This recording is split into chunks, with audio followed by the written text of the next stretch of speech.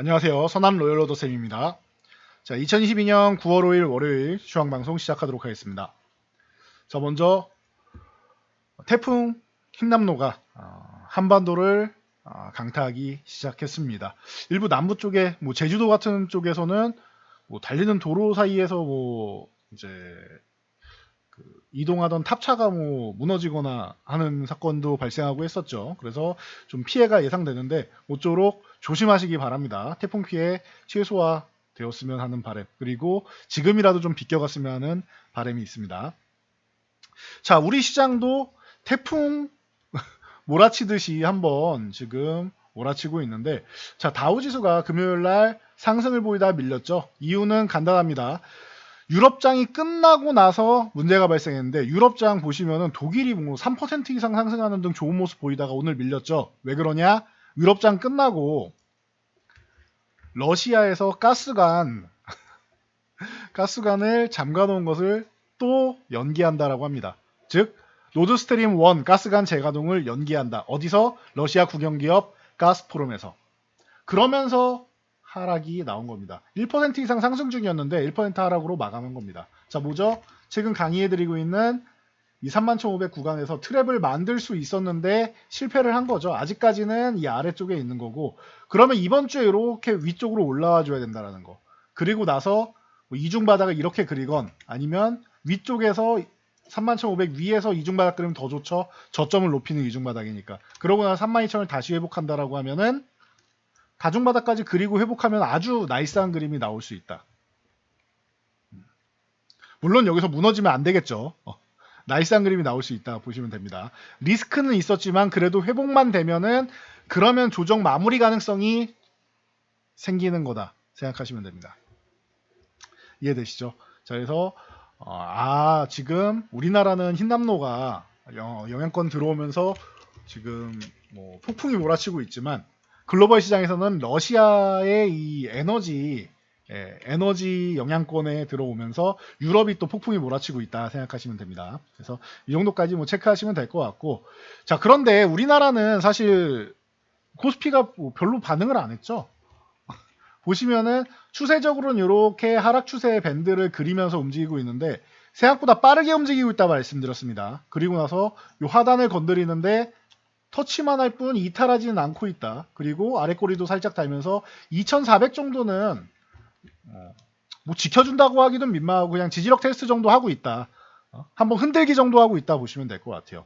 보면은 우리나라 1% 밀린 것도 아니고 0.23이죠. 이게 왜 그러냐? 자, 이번 만기일 같은 경우는 변동성이 제한된다 말씀을 드렸는데, 이 추세를 벗겨내지 못하면 만기일날 올라가 봐야 2400 한 50 혹은 50 이하 정도가 될 가능성이 높다. 위쪽으로 한번 돌파 시도한다 해도 이렇게 내려올 가능성이 높다. 2450 이하 가능성이 있고, 여기서 옵션 동향, 콜옵션 동향을 좀 늘리면서 돌파를 한다라고 하면 선물 매수까지 들어오면 더 좋겠죠. 상승 포지션을 좀 구축한다라고 하면은 2400 한 80? 80에서 90? 이 정도까지는 가능성이 있어요. 2500을 넘어갈 가능성은 지난주 후반에 시장이 밀리면서 거의 없어졌다라고 말씀드렸죠. 정말 특수한 상황 아니면 2500은 이제 마감까지 안착할 가능성은 거의 없다라고, 기존에도 넘어 2500을 돌파해도 2500 아래서 끝날 가능성이 높다라고 했는데 이제는 거의 희박하다고 생각하시면 될 것 같아요. 네. 그래서 대신 이거는 이번 만기까지 지수다. 그리고 만기까지 글로벌 시장을 뒤흔드는 이런 힘에 의해서 우리나라도 걱정하신 분들이 있을 텐데, 왜냐면은 어딘가 보면은 만기일만 되면은 만기일은 무조건 변동성이 확대된다라고 주장하시는 분들이 있어요. 근데 아니라고 했죠. 제가 포지션 간단히 보여드리면은 이번 만기일 같은 경우는 여기가 막혀 있어요. 이 구간이. 자, 보시면은 325포인트 구간, 이게 2500 전후되는 구간인데 여기가 막혀 있단 말이에요. 지금 가격이 어떻게 돼요? 0.02 깡통 직전입니다. 그럼 여기 못 넘어간다라는 거. 이거를 깡통된 거를 살릴 이유는 없어요. 지금 당장. 시장이 엄청난 강세장도 아니고. 그럼 여기 2,500원 못 넘어간다라고 아예 거의 확정을 지어놓고 저는 보고 있습니다. 저는 그렇습니다. 이거 2,500원 못 넘어가. 이걸 제가 지난주에 말씀드렸죠. 2,500원 못 넘어가겠네요. 만약에 지난주 한 수요일 정도 이후에 목요일 금요일날 위쪽으로 돌려 세워서 지금 2,450 정도로 금요일날 마감했다라고 하면은 오늘 내일 해가지고 오늘 내일에서 흔들긴 해도 2500을 건드릴 가능성이 있어요. 그리고 위쪽에 요 327.5포인트에 있는 이 콜옵션 한번 살리고 밑으로 다시 내려갈 수는 있었는데 그런 상황이 아니죠. 지난주 후반에 하락이 나왔죠. 그 순간 이건 버리는 게 됩니다. 여긴 버리고 차라리 2500을 아예 안 넘기는 게 나은 상황이 됐고, 그리고 양매수 중이었던 기관 투자자들이 은근슬쩍 이 구간에다가 매도 포지션을 쌌습니다. 그러면은 중간에서 만나면 이 정도예요. 2400 전후되는 구간 정도예요. 그러면은 아래쪽으로 보면 어디냐? 2400 한 80 정도 구간 정도. 이 구간은 외국인이 또 이탈하는 걸 원치 않고 기관도 원치 않습니다. 하방으로 보면 2380포인트 정도는 이탈하지 않을 가능성이 높다. 그럼 밀려봐야 1%라는 거예요. 지금보다. 밀려봐야. 변동성 작죠? 자, 올라간다고 쳐도 올라가 봐야 얼마예요? 그러면은 올라가 봐야 2%인 거예요. 아래로 마이너스 1%, 위로 플러스 2% 사이. 그러면 남은 기간 동안 3% 정도, 종가 기준입니다. 종가 기준은 3% 정도 위아래가. 그럼 굉장히 적은 거죠. 위아래 3%면. 이거를 뭐 장중에는 윗꼬리를 달거나 아랫꼬리를 달 수 있겠죠. 윗꼬리 가능성은 좀 적지만 꼬리를 달 수 있겠죠. 특히 아래쪽이나 이런 데 꼬리를 달 수 있겠죠. 그렇게 해봐야 4, 5%인 거고 하루에 뭐 2%도 안 되는 구간이고 변동성 자체가 줄어드는 거예요. 그것도 크게 생각해서 그런 거고 3%면 3일 동안 움직여봐야 1, 2%라는 거예요. 하루에 움직여봐야 1, 2%. 심지어 오늘도 아래로 내려갈 수 있는 구간인데 0.23이죠. 변동성을 줄이는 만기일이에요. 이번 주는. 이번 만기일은 변동성을 줄이는 만기예요. 지난주에 후반에 강세를 만들지 못한 것으로 위쪽 방향성 키울 가능성 있는 거 2500에서 막힐 것이냐 2550까지 갔다가 한 2500 아래쪽에서 끝날 것이냐 아니면은 2550을 안 갈 것이냐에서는 안 간다로 결론이 난 거고 목요일날 이건 판명이 났다고 말씀드렸죠. 2500을 넘어갈 가능성은 거의 없어 보입니다. 말씀을 드렸고 이제는 2450 같은 경우도 넘어가려고 해도 돌파 시도 정도고 못 넘어갈 가능성이 좀 높아 보이는 과정. 그래도 최대한 위쪽 방향으로 긍정적으로 생각해봐야 2480에서 90, 80포인트 정도, 이 정도, 이 정도고 아래로 부정적으로 생각하면 2380 정도. 변동성이 굉장히 작다. 이번 만기는 변동성이 작다라고 보시면 돼요. 됐죠? 여러분들이 제일 궁금해하시는 거 시장 이대로 무너지는 거 아닙니까? 뭐 걱정하시는 분들 이렇게 보시면 됩니다. 자, 이 변동성이 줄어든다는 코스피에 한정된 겁니다. 자, 코스닥 같은 경우는 변동성이 기존부터 크다라고 말씀드렸죠. 올라갈 때도 좀 빠르게 올라오고 내려갈 때도 빠르게, 반등도 빠르게, 하락도 빠르게, 반등도 빠르게. 그래서 코스닥 현재 추세가 이렇게 만들어지고 있죠. 이렇게 만들어지고 있죠. 그래서 하단, 상단, 하단, 상단, 그리고 다시 하단 쪽으로 내려오는데 아직 하단 안 닿았어요. 그리고 코스닥은 코스피 2400처럼 지지선을 가져야 되는 게 750포인트 구간인데 아직 750포인트 구간까지 20포인트나 남아 있습니다. 2% 이상이 남아 있는 거예요. 아래 구간이. 그러니까 오늘 조금 밀려도 오케이 인정되는 거예요. 이 구간이 인정되는 거고 이 하단까지도 아직도 남아있죠. 이 추세대의 하단까지도, 추세 밴드의 하단까지 남아있죠.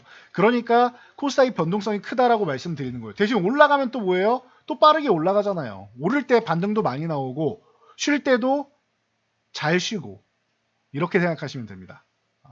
코스닥은 이 하락 추세 밴드를 벗겨내서 넘어가는 순간 800포인트 회복될 가능성이 여기 넘어가면 이제 840 건드리고 한 번, 두 번 건드리면 넘어가서 900까지 갈 가능성이 높다. 계속 말씀드리고 있죠. 그러니까 변동성이 조금 확대돼도 괜찮다라고 보시면 됩니다. 오히려 코스닥이 뭐 770포인트 770포인트 아래쪽으로 내려간다라고 하면은 천천히 아주 천천히 뭐 ETF나 이런 지수 상품 매매하시는 분들은 위쪽을 조금씩은 다시 사거나 늘리거나 해도 되는 구간이 슬금 다가온다. 어디까지 한 750까지. 그럼 750까지 기다리셔도 되고요. 혹은 요 하단 구간에 닿았을 때 늘리셔도 되고 닿을 때마다 늘리시면 되겠죠. 그렇게 늘리셔도 되고 혹은 여기서 아래 꼬리 달면 그런 거 잘 잡으시면 더 좋고 끝. 시황은 요 정도 보시면 돼요.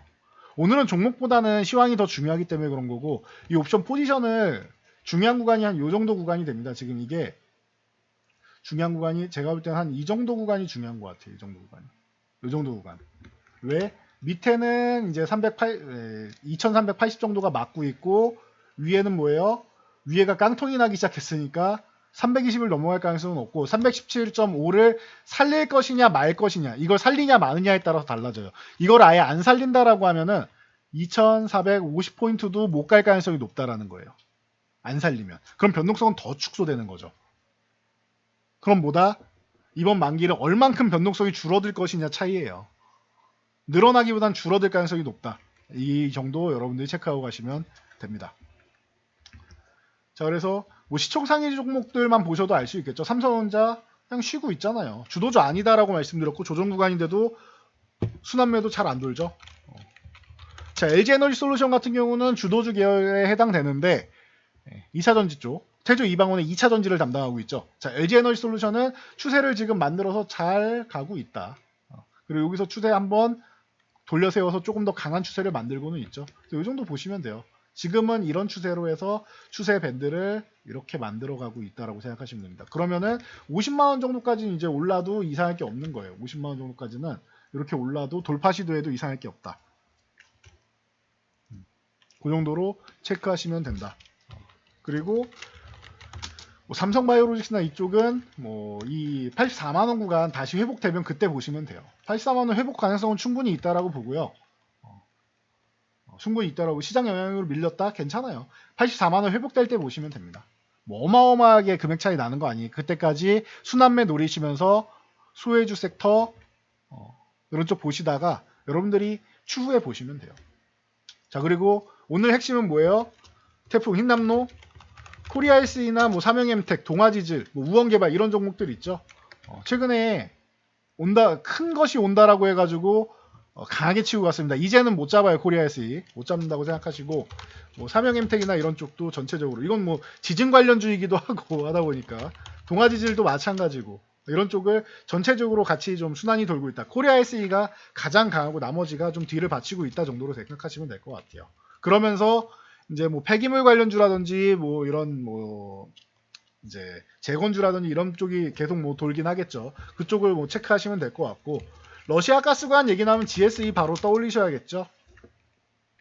에너지 관련된 러시아, 뭐 석유 이런 쪽 나오면은 이 GSE 바로 떠올리시면 되고, 역시나 좋은 모습. 그리고 뭐 대성에너지나 이런 쪽 같이 움직이죠. 이런 쪽은. 그리고 중앙에너비스 이쪽이 이제 오펙 플러스 회의에서 감산 조치한다라고 지금 뭐 미리 뭐 예고가 나오고 있죠. 뭐 하루 90만 배럴 정도가 좀 추가적으로 남을 것 같다라고 얘기가 나오고 있다 보니까 감산 얘기 나오면은 영향을 미칠 거고, 천연가스도 당연히 영향을 미칠 거고, 그러니까 GSE 중앙에너비스, 한국석유, 흥구석유 이런 종목들, 한국석유도 양호, 흥구석유도 뭐 이런 종목들 같이 보시는 거예요.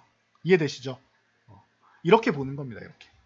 그러면은 만약에 이렇게 해서 천연가스 가격이 더 오르고 유가도 만약에 감산 조치돼서 90달러로 다시 회복한다? 그럼 어떻게 됩니까? 어떻게 돼요? 전기차 관련주나 대체에너지 쪽 있죠? 이쪽도 움직이는 거예요. 그러면 여러분 그쪽을 또 보시는 거예요. 대체에너지 쪽.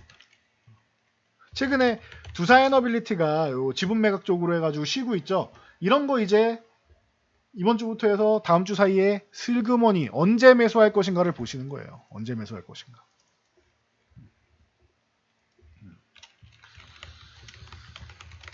언제 매수할 것인가를 보시면 되는 겁니다. 이해되시겠죠? 이해되시겠죠? 이렇게 보시는 겁니다. 이렇게 보시는 겁니다.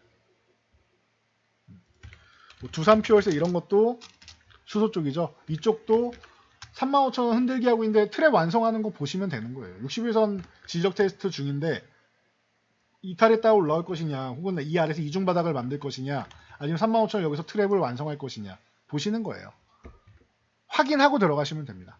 확인하고 들어가시면 돼요.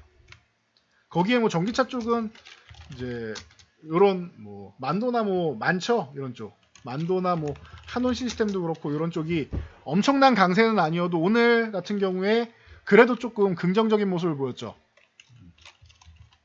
긍정적인 모습 보였죠. 자, 왜 그래요?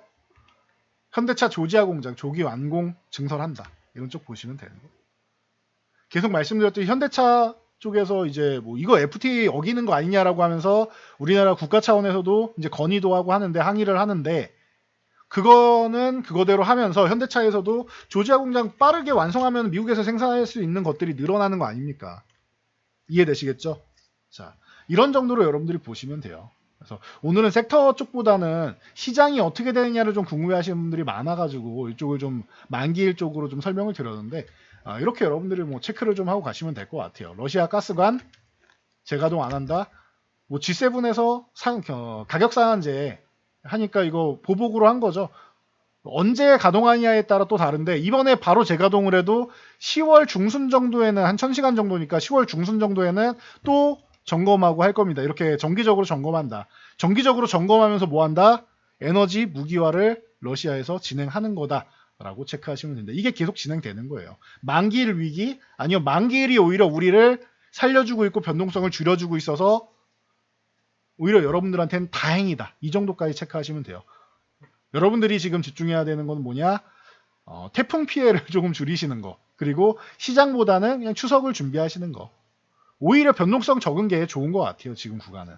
리스크가 좀 있을 수 있는 구간에서 변동성을 줄인다는 것은 여러분들이 조금 더 안정적으로 주식 계좌를 운영할 수 있는 구간이 아닌가 싶습니다. 자, 그래서 오늘은 너무 큰 우려감을 갖기보다는 뭐 러시아에서 에너지 무기화한 거 뭐 하루 이틀도 아니죠. 그러니까 좀 제한적인 움직임이 있는 정도고 우리나라 만기일 앞두고 있고 수급 동향 자체가 지금 오늘도 보면은 하락 포지션을 크게 늘리거나 하지 않죠. 금요일날 풋옵션을 강하게 매도해놨기 때문에 밑으로 내려가질 않는 거예요. 그리고 콜옵션은 오히려 사고 있죠. 선물도 일부 복구해놨죠. 그러면은 이번 주에 한 번 정도는 위쪽으로 2400 흔들어도 타이밍 좋게 올라온다라고 하면은 2400대에서 마무리될 가능성이 높아요. 2400 초중반에서 중반 정도 사이 되지 않을까 싶습니다. 그러니까 너무 크게 뭐 걱정하지 마시고 밀려봐야 2380이라는 정도, 이 정도까지 체크하시면 될 것 같습니다.